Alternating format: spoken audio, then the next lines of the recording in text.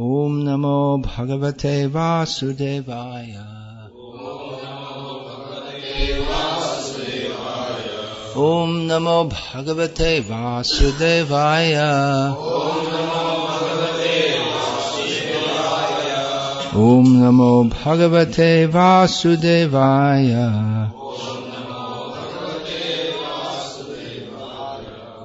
I'll speak on Sri Vishnu Sahasranama, name 455. Jnanam uttamam.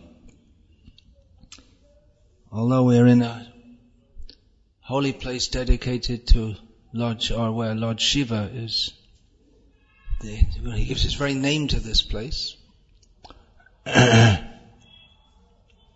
We'll speak about Lord Vishnu more.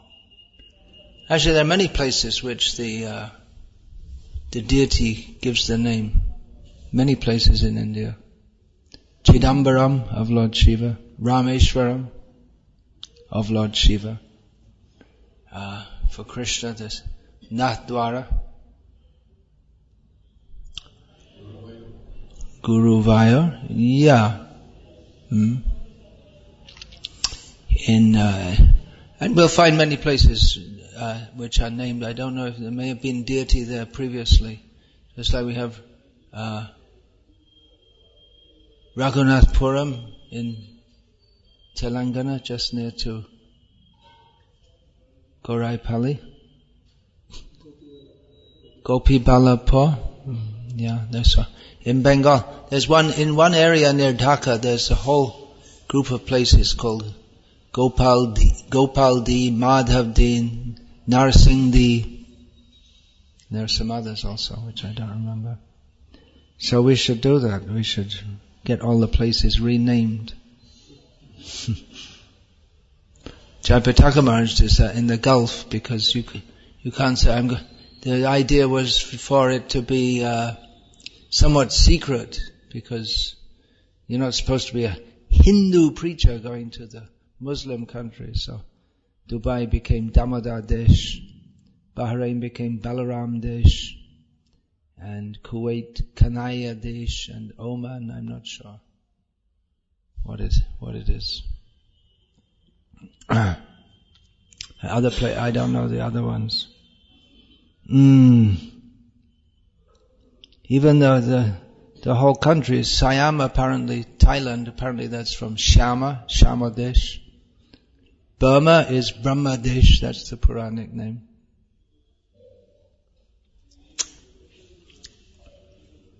So anyway, we're here speaking about Krishna. Oh, even Bombay, by the way, Mumba Devi, a local manifestation of Durga.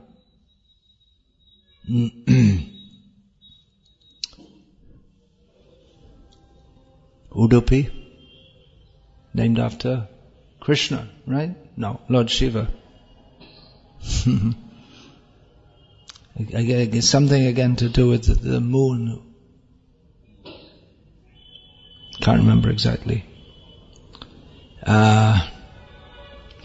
So we praise Lord Shiva, but not in the way that Shaivas do. We praise him as a great devotee, and in that context we praise him. But our main praise is for Krishna, even though there are statements in Shastra that Shiva and Vishnu are the same, and even there's a name, Harihar, which I just gave to one devotee now, which is the name of one of Lord Chaitanya's associates also.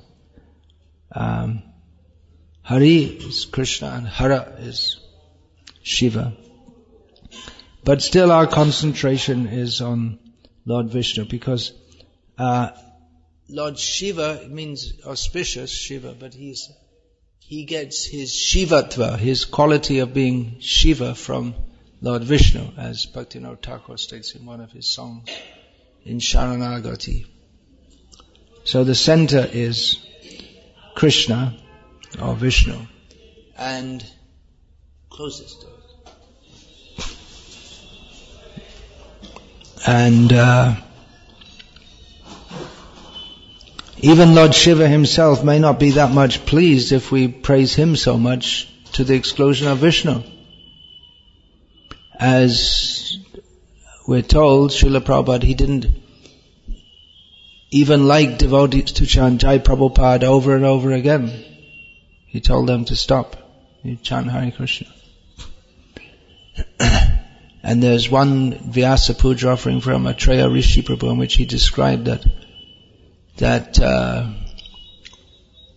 he was just praising Prabhupada and said, Prabhupada, I don't know Krishna, I only know you, which is a devotional sentiment, but he was practically forgetting Krishna, or just only concentrating Prabhupada. And Prabhupada told him, no, this is wrong. You have to see the Guru as the servant of Krishna, and not that you praise him practically to the exclusion of Krishna.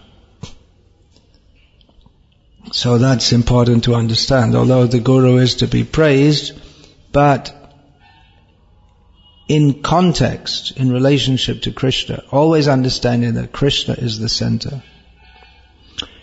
So therefore we're discussing Vishnu Sahasranama. One name here is Jnanam uttamam, which Baladev Vidyabhushan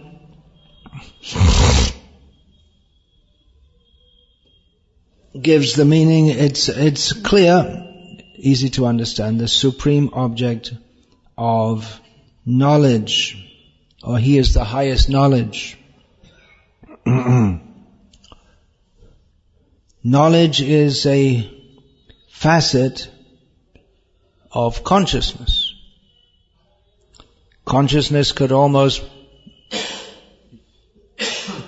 almost be described as non-different from knowledge, if we give a very broad definition to the term knowledge. Consciousness, awareness, that means you know something. Of course, you may be aware of something and not really know it very well. You may be illusioned also. For instance, to give a classic Shastric example, one may mistake a rope to be a snake, or one may mistake the shiny surface of an oyster shell to be silver. So you may see it, but you don't really know it properly. But knowledge is possible for those who have consciousness. There's different. Those who are not conscious cannot have knowledge, and to the extent that one's consciousness develops, that much one can properly understand things as they are. That understanding is inherent in the idea that, well, Hare Krishna, if we just educate everyone, then society will become much better. People will become very cultured if everyone is educated, because that idea came up in the Western world, maybe in the late 19th century or whatever. Let's start educating everyone, and then all these vulgar, low-class people, they'll become very well behaved, because the people who were educated at that time were the upper-class people, and they were considered to be gentlemen and gentlewomen. Of course, they had some habits like hunting animals, and eating animals, but the gentlemen of Britain were trained to go and fight in wars and go all over the world and conquer the world and put those dark-skinned people in order to civilize them with the knowledge that they have. So this was considered.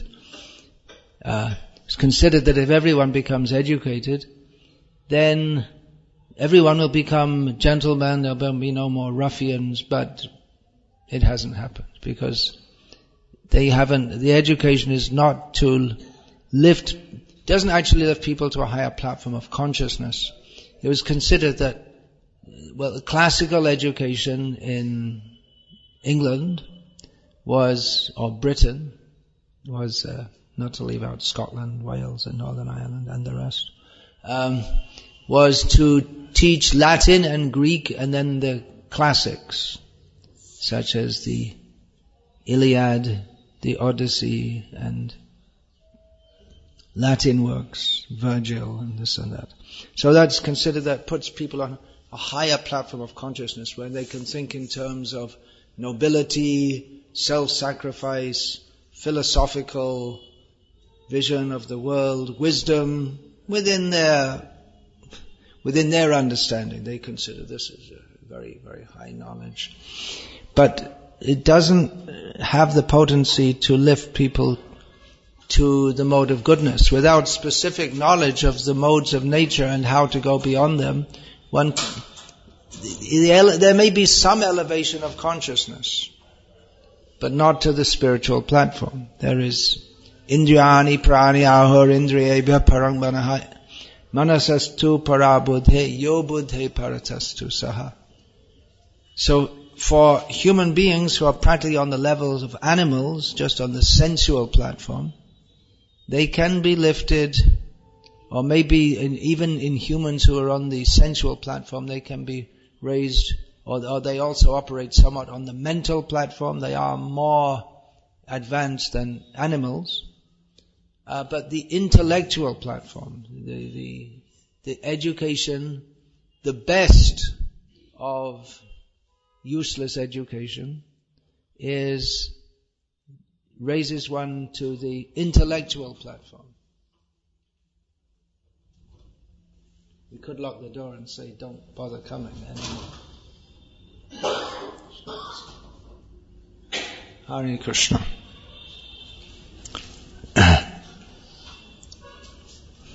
But that is, the intellectual platform doesn't actually purify one. There should be knowledge of the three modes of material nature and beyond. Srila Prabhupada, as we well know, often said that education is meant primarily for character development. Otherwise, one can be well educated, but that education is without actual purification of heart, then that education is compared to a gem on the hood of a snake, which looks very attractive, but the snake is just as dangerous, maybe more dangerous, because you become attracted to that gem, and I think it's something, it's got a good gem on its hood, so it must be a very good snake. But it's more dangerous.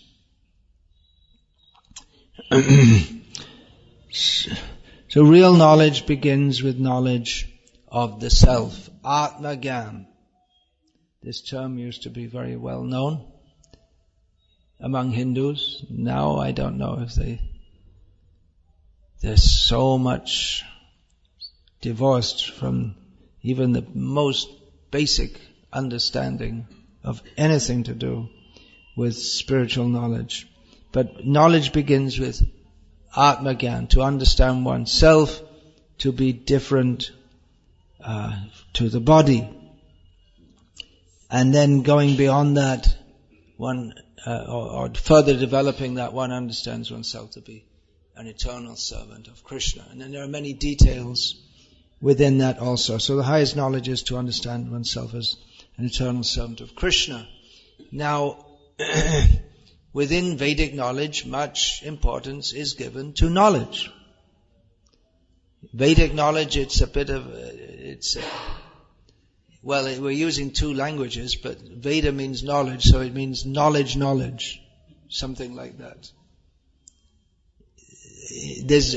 All we have to say really is Veda or Vidya, but because other things are also considered to be knowledge, therefore we say Vedic knowledge. Otherwise there is Western university knowledge and knowledge derived from reading the patterns in tea leaves. You know about that? That's one method of divination. Some people look in crystal balls, and then there's one method of finding out what's going on. You pour out the tea leaves and you can read the pattern in the tea leaves. That's supposed to be one way of mystic divination. So there are various kinds of knowledge, but Vedic knowledge is actual knowledge, and much importance is given to that in Vedic college. Nahi jnanena sadrisham pavitramiha vidyate. Krishna says in Bhagavad Gita that in this world there is nothing as pure as knowledge. And there is a class of transcendentalists who are called Jnani, because they give much importance to knowledge, with the idea that by acquiring knowledge of the self, they can become liberated. Supreme knowledge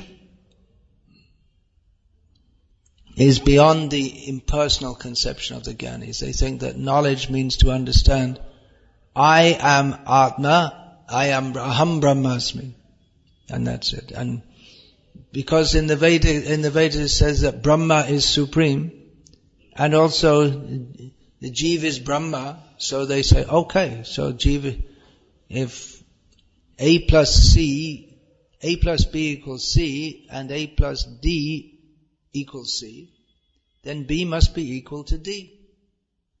Simple logic to understand. However, linguistically, that doesn't always work.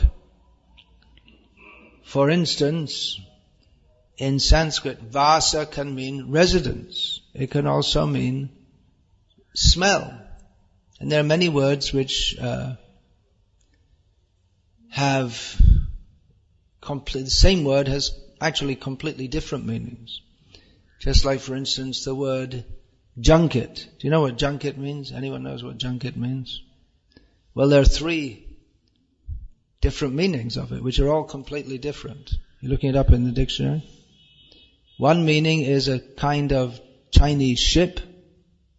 Another meaning is a preparation made from milk, putting rennet into it, which is not like cheese. And another thing is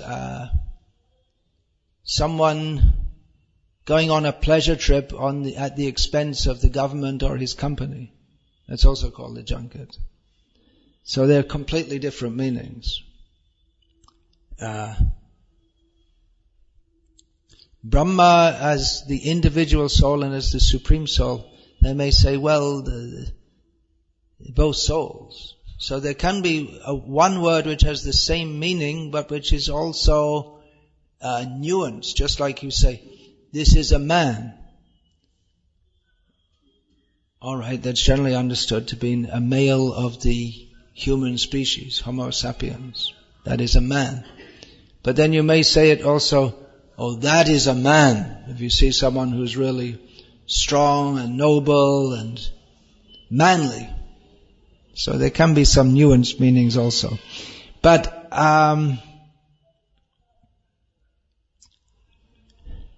in Bhagavad Gita, that particular distinction is made. Krishna is Param Brahma, which means there is Brahma, which is he's Brahma, but he's in a different category.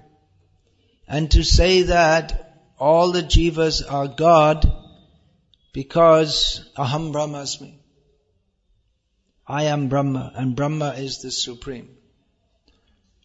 That to explain that, you have to to take that conclusion, you have to very imaginatively interpret so many Vedic injunctions which speak about the supreme, or one person who is supreme, specifically Vishnu or Krishna.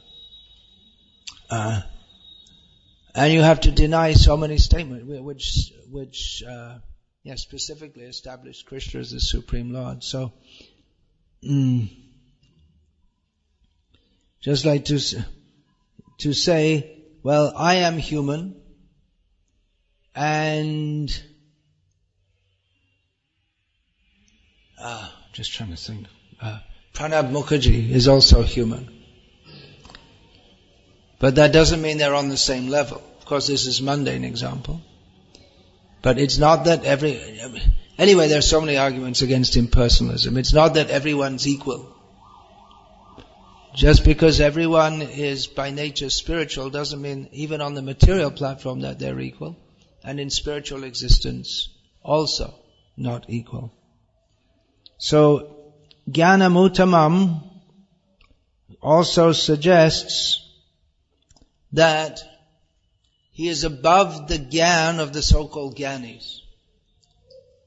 Jnanam uttamam. The Gyan uttama means above ignorance. So some so-called knowledge is actually a manifestation of ignorance. It's an accumulation of information with a wrong understanding. Jaro vidya jato mayar bhaibhav tomar bhajane badha, as Bhakti Thakur has said, that materialistic knowledge is, and it's a manifestation of the might of the illusory energy, and it simply makes the jiva into an ass. That's the to call someone an ass in, at least, in Vedic culture and in Western culture, all over the world, to call someone an ass is an insult, because an ass is a stupid animal. So it makes you, it makes one, materialistic knowledge makes one into an ass. And incomplete spiritual knowledge is also misleading, because one thinks that one is on the path to attaining or has attained the highest perfection, whereas actually he hasn't. So that's misleading. So if we take Gyan, so real knowledge takes us beyond ignorance. It's axiomatic. To know means you're not ignorant. If you're ignorant, you don't know. They're opposites, knowledge and ignorance. So real knowledge is that which takes us above ignorance, and which suggests that there is a kind of knowledge which doesn't take us above ignorance. We become learned fools. If I'd have prepared for this class more, I could have found that quote from, I think it was Pope, a great satirist of English. He talks about learned fools with big blocks of lumber in their head. Lumber means big heavy logs of wood, carrying around big heavy logs. Same thing, the ass, Bhakti Thakur says, suggests that you're carrying around so much useless information, which is simply a burden on your consciousness. So, real knowledge is that which takes us above ignorance. And Jnanam uttamam means that knowledge which is beyond what most people consider to be jnana. It's beyond that. It's higher than that. Jnana also means that the knowledge means something specific. Whereas the impersonalists, they think that knowledge leads to a state of non-specificity, if there is such a word. Non-specificness, but knowledge means you have a clear understanding about something. You can't have a clear understanding about nothing. There's nothing to know. Now the scientists may say, there's very interesting studies of vacuums. But a vacuum is only understood in relation to space. Is it not? Just like darkness is only understood in relationship to light. It's an unnatural state. So you may say that, there is emptiness or void or nothingness. But that's artificial, and that also occupies some space. Although probably by some kind of mathematical theory you could work it out that it doesn't occupy any space. But anyway, why take so much interest in nothing anyway? I always wondered why the Buddhists are so interested in nothing. Why they're interested in nothing? The reason is because they find everything in this world to be of no value. And so they say nothing is better than something. Or they say, actually correctly, that There's nothing in it. In the whole world there's nothing. There's nothing of any value. That doesn't mean there is no thing of any value. Krishna. They missed Krishna. They went enthusiastically trying to get away from the nothingness and the emptiness, but they started off on the wrong track and they ended up further away. As the great sage Stephen Covey says, that start with the goal start with the end in mind. Yeah, okay. Thank you for arriving and giving us the proper shastric evidence. Start with the end in mind. So,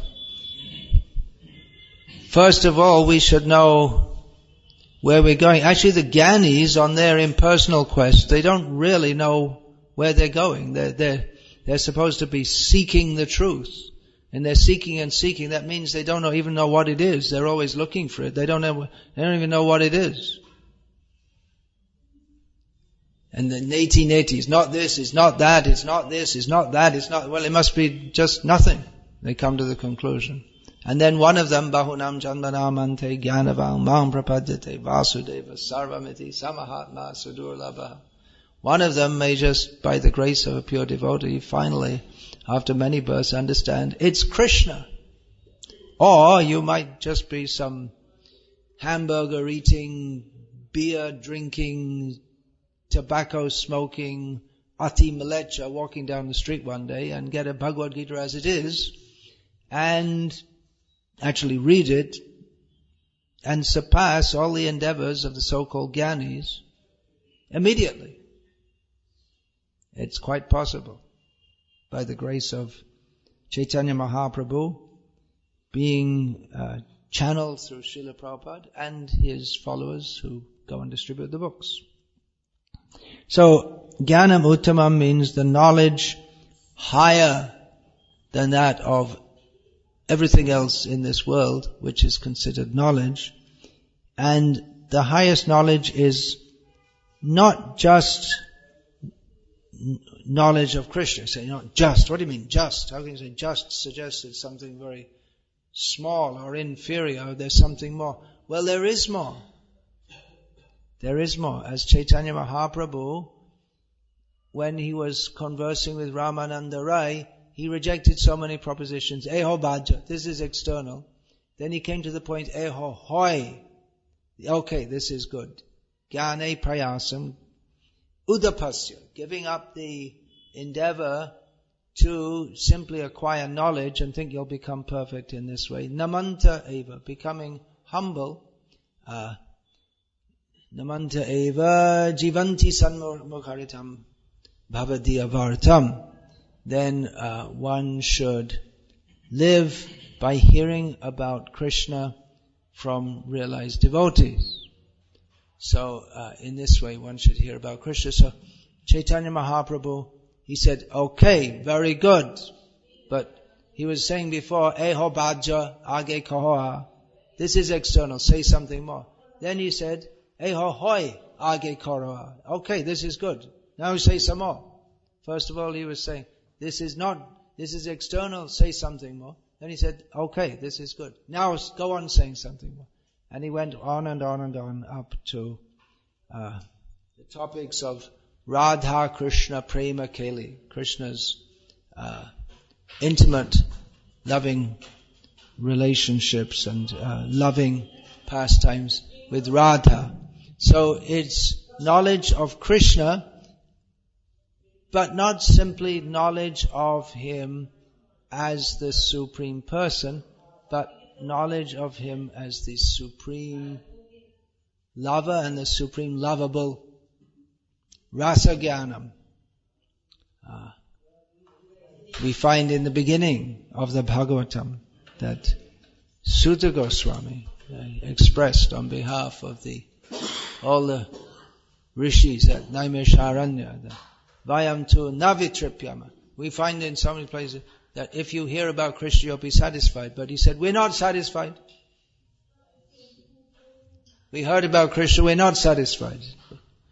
Vayam tu na vitripyama uttama shloka vikrame. We heard so much about the glories of the Supreme Lord, and we're not satisfied.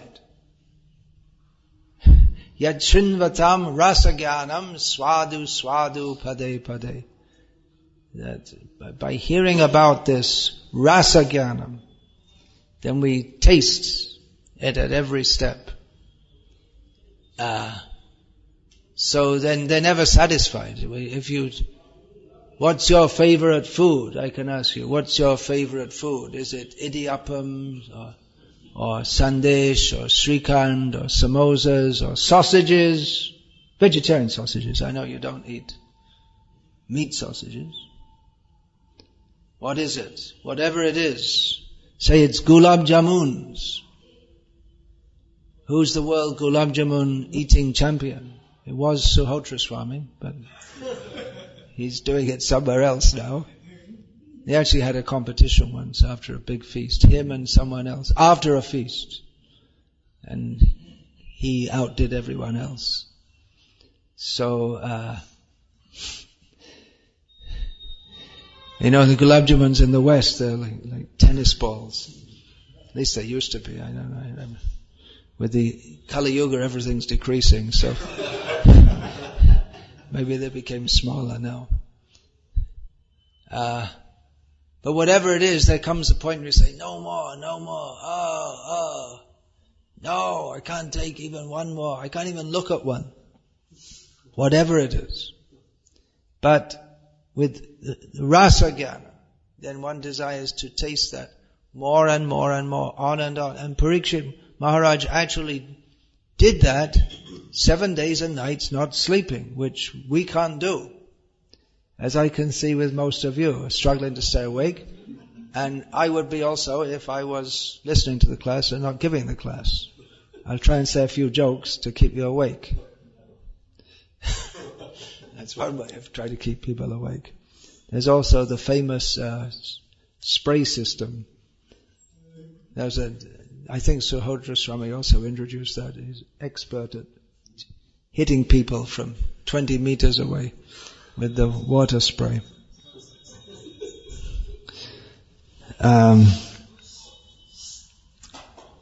So Jnanam uttamam. The highest knowledge is knowledge not simply of Krishna and his greatness as the Lord of the world, as Vishnu, but as Rasik Shekhar. That is that word is given in Chaitanya Charitamrita. I'm just trying to remember the verse. No, I can't. I don't remember it now. No.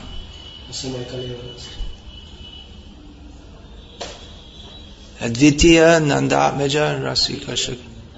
What's the first line? Advitiya.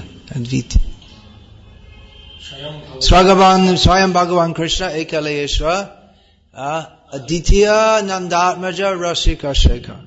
So we find that Swayam Bhagavan Krishna, he's the supreme personality of Godhead. Ekalayeshwara, he's the only controller, actual controller. Advitiya, there's no one equal to him. So these are all terms praising him in terms of his majesty. But then he's Nandatmaja, the son of Nanda Maharaj, and Rasika Shekhar, he's the prime or the best relisher of everything that's worth relishing. So we find in that verse this, he's very great, but he's this also. So both things are present in him. So the highest knowledge is not simply to know him as Swayam Bhagavan. Actually the Bhagavatam, Jiva Goswami has pointed out that the Paribhasha Sutra, or the definitive statement by which we are to understand the Srimad Bhagavatam is that Krishna is the Supreme Personality of Godhead. Ete Changsa Kalaposat. Krishna's tu Bhagavan Swayam. Krishna, specifically Krishna. Why so is specifically analyzed by Rupa Goswami, where he gives all the qualities that the jivas may have. Then Shiva has more, Narayan has more, but Krishna has 4 qualities which even Narayan doesn't have, which shows that he is the Supreme Lord. And so many, he has his prema madhuri, his loving affairs with his devotees. Rupa madhuri, his form is so attractive that it attracts even Narayana. Then Venu madhuri, his flute is very sweet. Venu madhura. And what's the other one? Lila madhuri, his pastimes are very sweet. So Krishna is established as the supreme. When you get to the level of the Supreme Personality of Godhead, and his innumerable universes emanate from his body, and what are you going to describe more? What goes beyond that? And then you go, he plays a flute. Wait a minute, humans can play flutes also. So what's then we have to see the description of playing his flute and Anantadev holding up the universe. He starts to tremble and the whole universe trembles, and Brahma becomes astonished and his head is whirled around. It's not some ordinary flute player. And there are so many descriptions of his form which is so beautiful that it attracts even Narayana.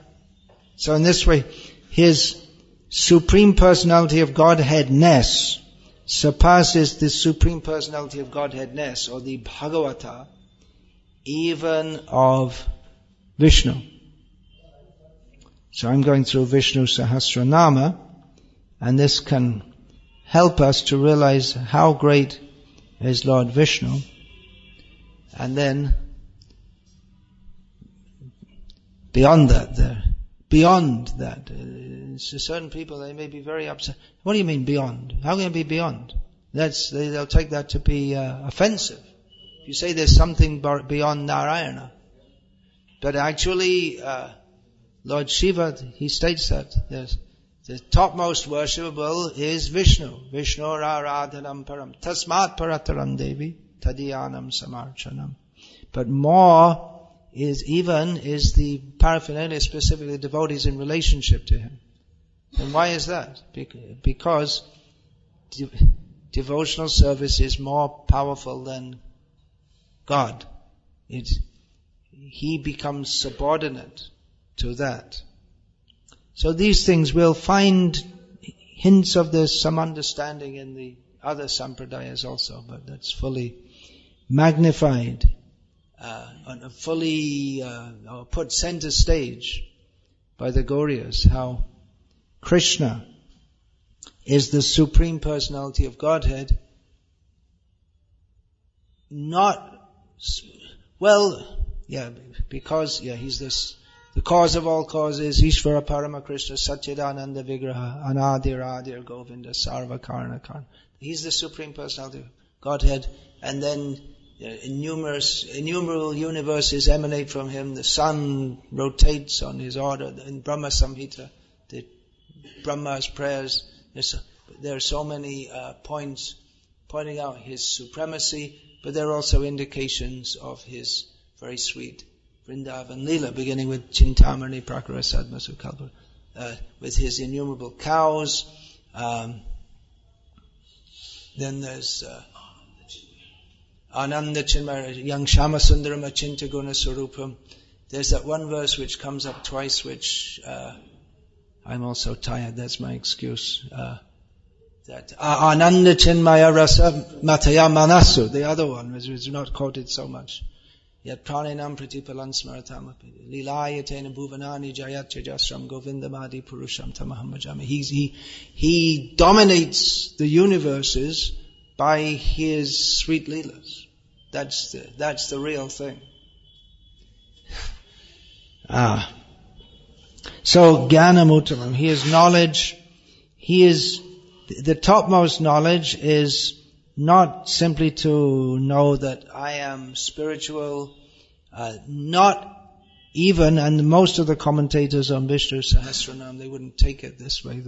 The topmost knowledge is Narayana, but even look beyond. Look a little higher. Just keep looking a little higher.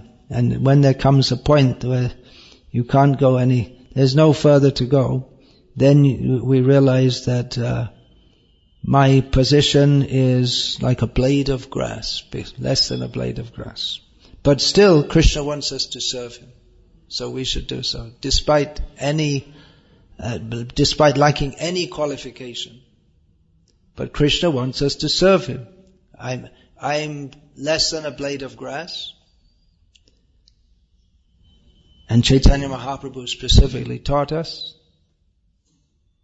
that we should conceive ourselves as less than a blade of grass. But Krishna wants us to serve Him. That knowledge we get from Shastra. And if we do, then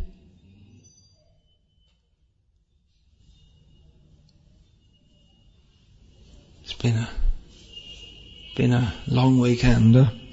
If we do, then Krishna considers the devotee more than himself and gives himself to the devotee.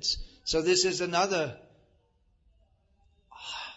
aspect of the highest knowledge, that God gives Himself to the devotee. And again, many theists would consider this blasphemous. They just can't imagine that we have to be just completely subordinate. Yes, we do, and we always preach that. But then, if you look a little higher, then we find that by the glory of Krishna, His greatest glory is not that He's this supreme smasher on the head of the naughty souls, or the supreme thrower into hell forever. But His glory is, pretty much all theists will say that He's merciful. Glory to the all-merciful Allah who throws people into hell forever. But where's the mercy? That's my question, or it's an obvious question. Where's the mercy? But the mercy is even not just delivering people, but giving to them more than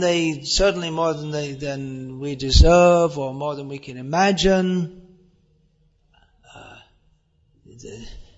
He gives Himself to the devotee. He doesn't insist that get under my feet and I'll crush you under there forever. But He wants to give Himself. So this is Jnanam uttamam. In the commentary of Bhatta, I can't remember his name now. Ranganatha Bhatta says that the supreme knowledge, Bhagavan is the one who has revealed the Vaishnava dharma, which is the most superior of all dharmas, and he gives reference to that. Sarva paro Vaishnavo dharma gyayate asmin iti jnanam uttamam. Oh, that's probably his own comment. Among all the to know that the Vaishnava dharma is the highest, that is the highest knowledge. So yeah, we agree with that, but just how far does it go? How far does knowledge of Vaishnavism go? And he also says that the revelation of the Pancharatra, which in the Sri Vaishnava Sampradaya is given great importance, and actually we do also. Another instance that he is the uttama jnana.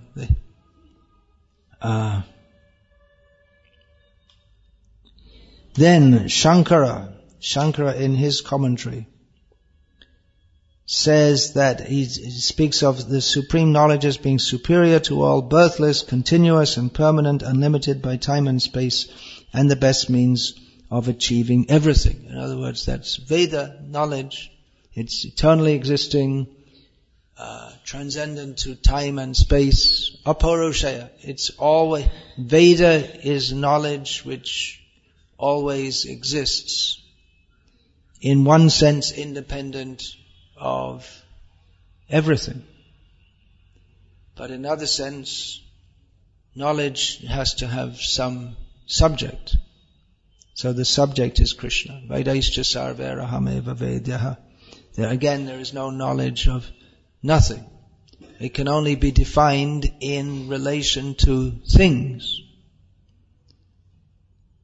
So you can't really understand nothing.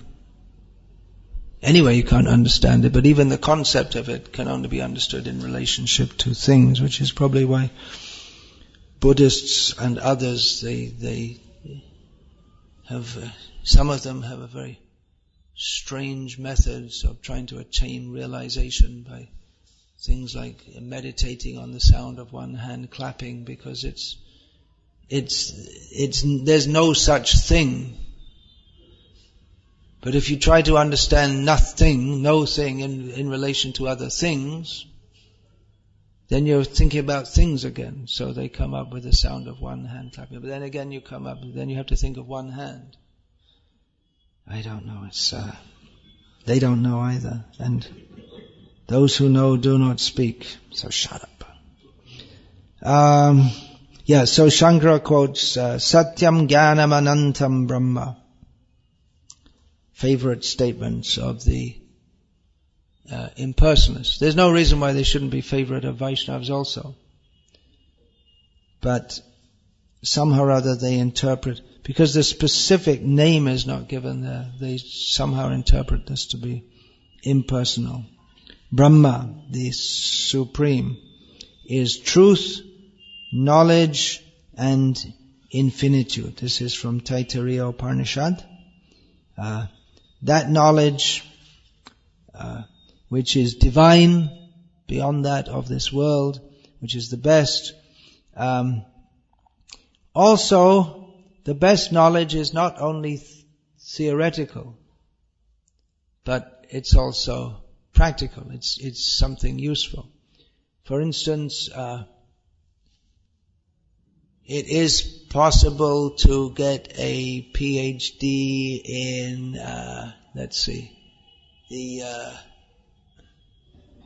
the social customs of the ancient Babylonian nobility. You could maybe do some research and write a PhD on this. It's of no practical use to anyone. You can't really apply that knowledge. There is some kind of idea among scholarly people that knowledge for the sake of knowledge, we just keep on learning things and then it all helps us to know more and more things, but it's not really of much practical use. You could add it to the study of anthropology or whatever, even if you could piece things together. Not much practical help. Or even if one is taught the best knowledge, Krishna is supreme, but one is not taught the path to realize that and come close to Krishna, then that's incomplete. So the Vaishnava Dharma is that knowledge which gives us knowledge of the Supreme, our position, our relationship, also how to act in that relationship. The knowledge in and of itself is not valuable as much as the application of the knowledge. And again, if you get a degree in medicine and but you don't use it, yes, then it's what's the use? Of course, you can become a transcendental doctor. That's better. But if one sees, someone is suffering from a disease, you know how to treat them, but other people don't know, but you don't apply that knowledge, then what was the use of your studying? So, actually, knowledge is meant for application also. Simply to know is not fully helpful. Of course, that always in human society there is a class, intellectual class, who cultivate knowledge.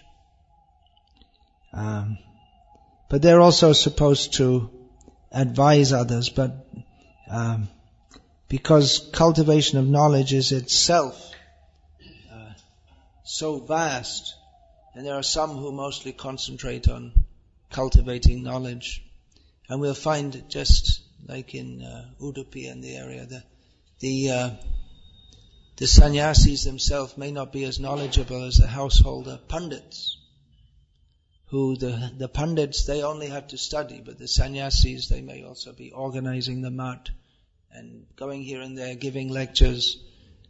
Traveling and preaching and studying, they don't go together so well. Also, though some great acharyas did so, but just like we find Ramanuja and Madhva, they would travel and then they would stop in one place and write.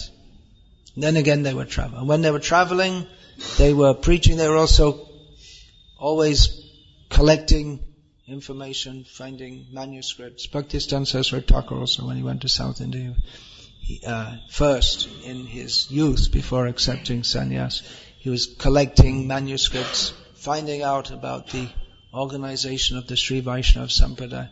So when they travel, they don't just travel here and there, giving lectures, this, that, but they're also learning. So an important part of knowledge is to always learn, to always be open to learn. And the very highest level, of course, there's not much interest in knowledge. The devotees, they just want to love Krishna and serve Him. As we find on more than one occasion when Krishna spoke to or sent messages to the gopis that,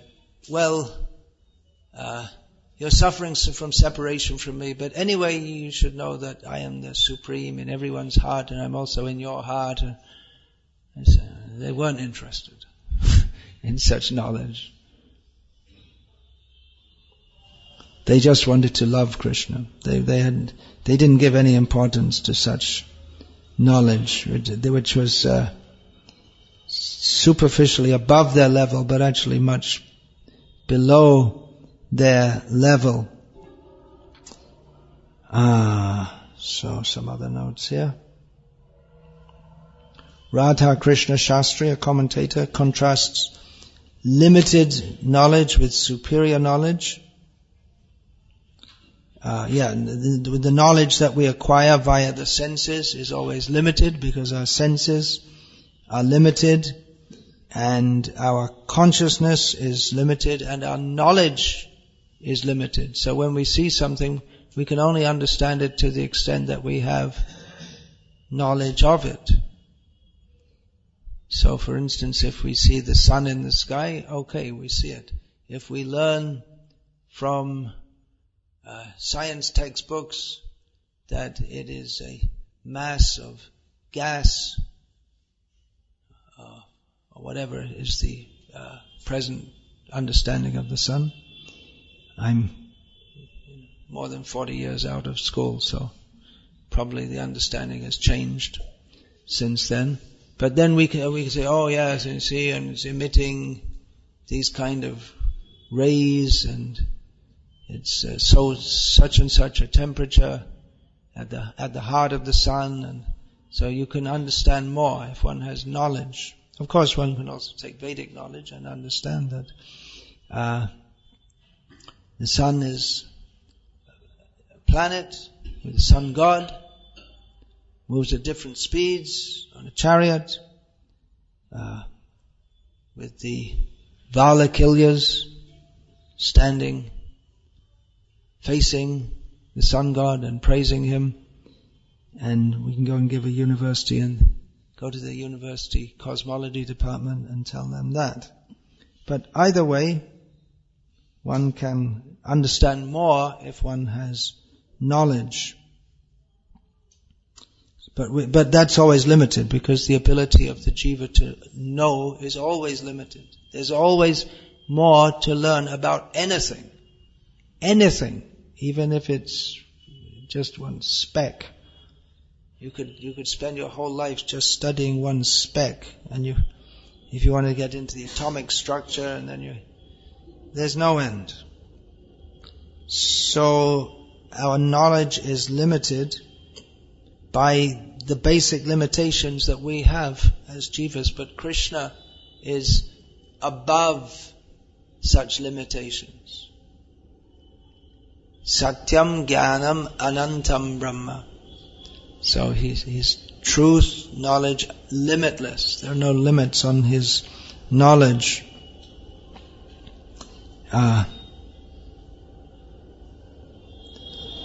There are also limitations on that which is observed. So why bother to study? If we have entrance into understanding the unlimited, then why bother studying that which is limited, temporary, and the source of all distress? If we are given entrance into knowledge of that which is eternal, blissful, unlimited, then why should we take interest in anything which is limited, temporary, and the cause of distress?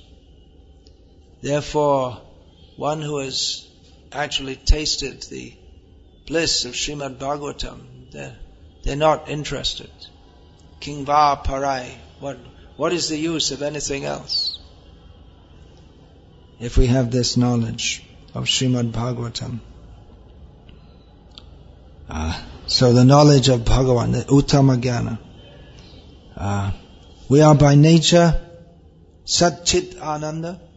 Chit means consciousness, which I started out by saying consciousness and knowledge are almost synonymous. There's no consciousness without knowledge, and no knowledge without consciousness. So in our present condition, we are not full of knowledge, but we become full of knowledge. That quest for knowledge, to know, that's considered among humans, that is considered civilization, which distinguishes us from the animals. One major facet of that is the quest for knowledge, to have universities and study and know so many things, which is why modern man thinks that he's the most civilized and advanced man, because his knowledge, according to his own knowledge is more than at any other phase in history.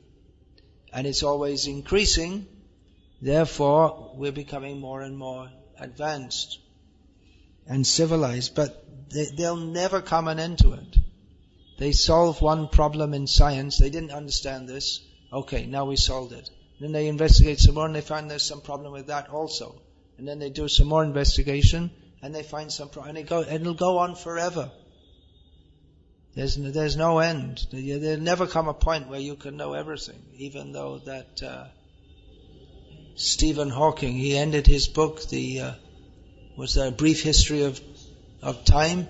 He ended the book by saying that if we could understand this, then we will know everything and we'll understand the mind of God. Which led some people to think that maybe he's some kind of theist, and he made it clear that he's not at all a theist. And then someone else, Paul Davis, wrote a book called The Mind of God. But the idea is that, and the scientists are looking at this theory of everything, which explains everything. But it wouldn't explain, for instance, why you're so interested to know everything. Why? So, how did a bunch of chemicals even have the capacity to know anything? And what is it that impels them to do anything? This whole evolutionary theory, the struggle for existence, but chemicals don't struggle for existence. What is it? Where did that come in the interaction of various chemicals? Where did it come that certain chemical combinations desire to survive, even though they're not going to survive? Anyway, even though they're going to die. So this quest for knowledge is fully satisfied in Krishna. Then you become satisfied. There are so many verses in this regard. which I can't remember any right now.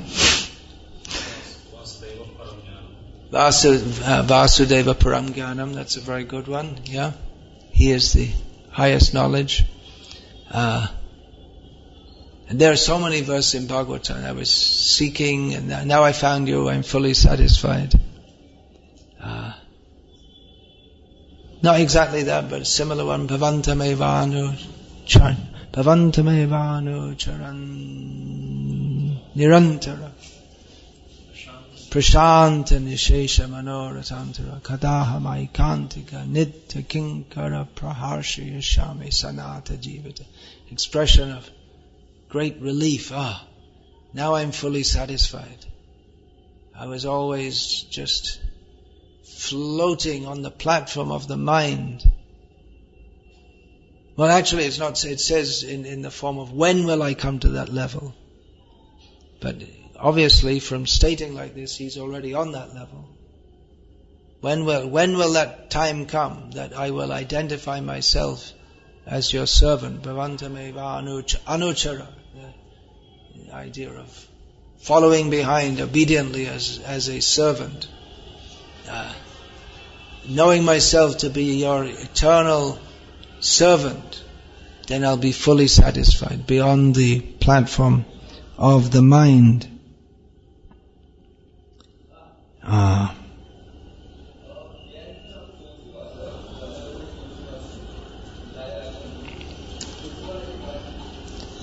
So Jnanam uttamam is Vishnu. That's one of the names in Vishnu Sahasranama. And if we look a little higher, then we'll find Krishna. Means going from Vaikuntha up to Golok. And as this look a little higher, I'm quoting actually from one statement. Sridhar Maharaj, Bhakti Raksha Sridhar Maharaj said that if you just looking a little higher, you'll see there is Radha. There's all this talk, prema, rasa, jnanam, all these things. But that is meaningfulized, infused with meaning by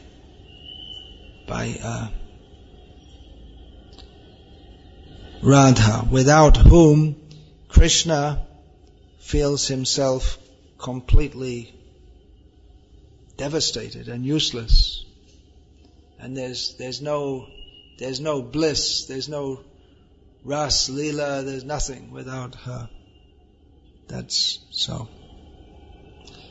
Jnanam uttamam, and then go a little higher, as Chaitanya Mahaprabhu I say to Ramana, go higher, go higher, go higher, go higher, go higher.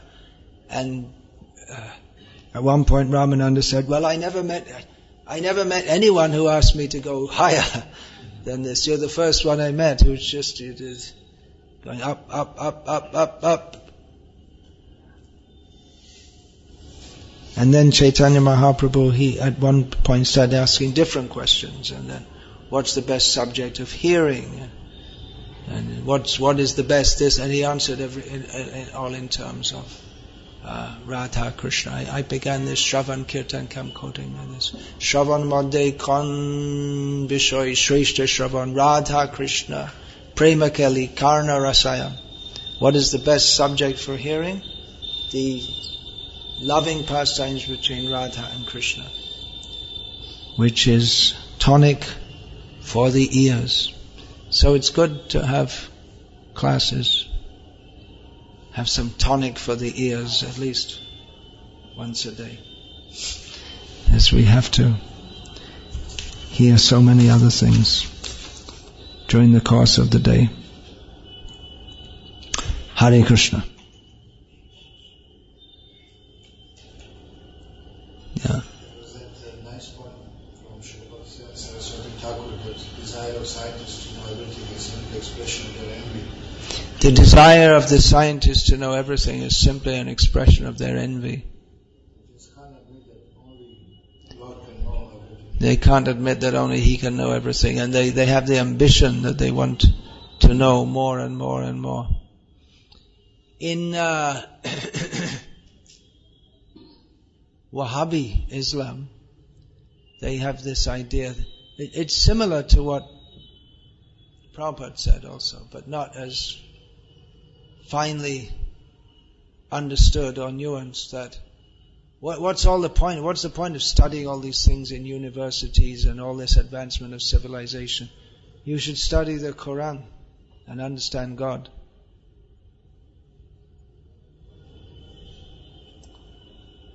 But in Vedic culture we have it, we also accept that, but then we also say that, well, in the Vedas there are also different branches of knowledge, and even though the study of God is the ultimate, but we recognize there are people on different levels also. Because what you get, if you only emphasize the highest thing, then not everyone can reach to that, and everyone else is just left stranded. So Vedic culture, Varnashram culture, caters to everyone at their level and tries to bring them up. But if you say there's only one, actually there is only one thing of any real meaning. But if we only stress that and don't give any platform for anyone else on any other level, then they can't make any progress toward that level.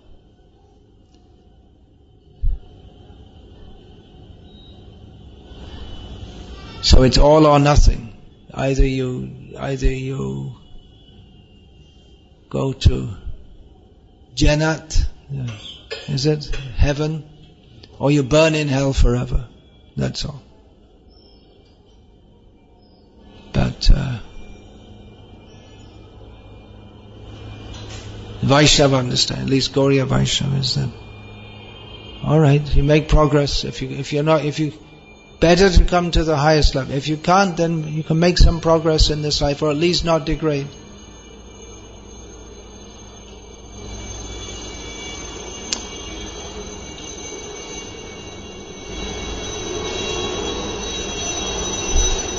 Vasudeva param jnanam, Vasudevam parang tapaha. All these jnana, tapa, sacrifices, everything. The ultimate aim is to please Vasudeva.